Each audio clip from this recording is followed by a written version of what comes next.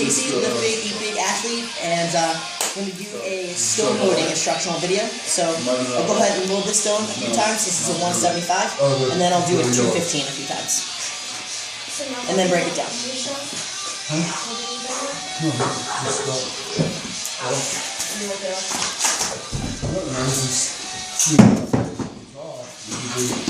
Something's putting stress on the electrical.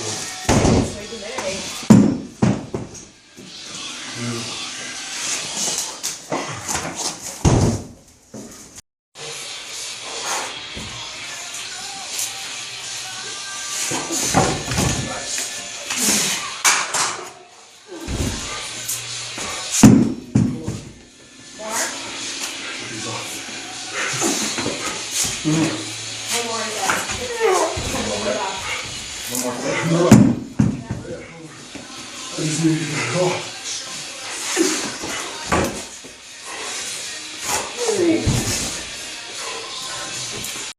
Alright, so for Atlas stone loading, first off, what actually makes Atlas stone harder to load is its diameter rather than its weight. So this 175 is 16 diameter inch, and the 215 was an 18 inch. So more than anything, that's what diameter will make it harder. And I'm going to be loading this to a 48-inch platform. I'm only 5'3", so this is a pretty good size for me. Comes up above chest height. So technique is important. When you set up, make sure the stone is really close to the bar or your platform. I see a lot of people who start out way out here, and by the time they pick it up, they gotta walk 2 steps just to load it. That's wrong. Don't do that. So when I bend down, I actually have to move my head to the side so I don't have to hit my platform. You want to be directly over top of the stone, maybe slightly to the rear of it, just slightly.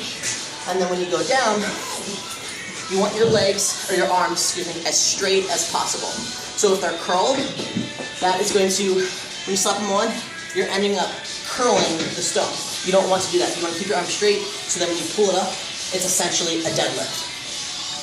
So you're not wearing out your upper body. So there's 2 parts to the pick, and then, what is it called? The load. So for the pick, legs as close as to the stone as possible.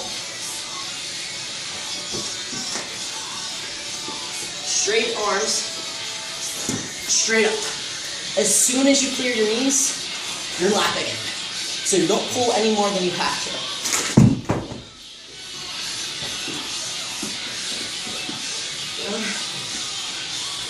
And sit. When you get here, you want to slap your arms around them, as far around it as possible, with your as least bend in your elbows. And then when you go up, you're shooting your hips forward.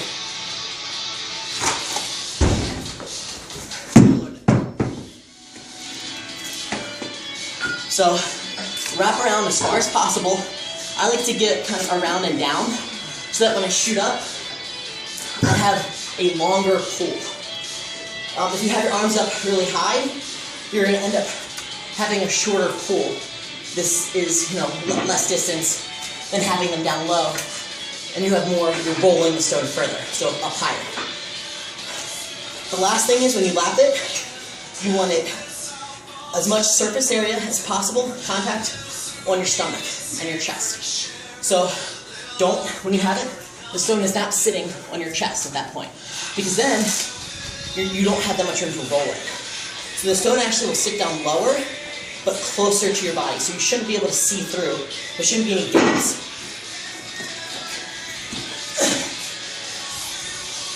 So I have as much surface contact as possible, and this is actually below my chest.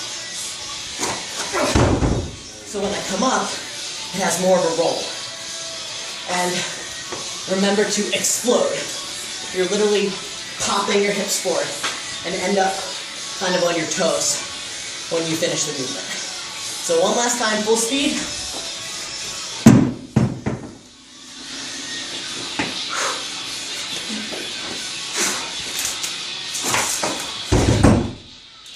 And there you go.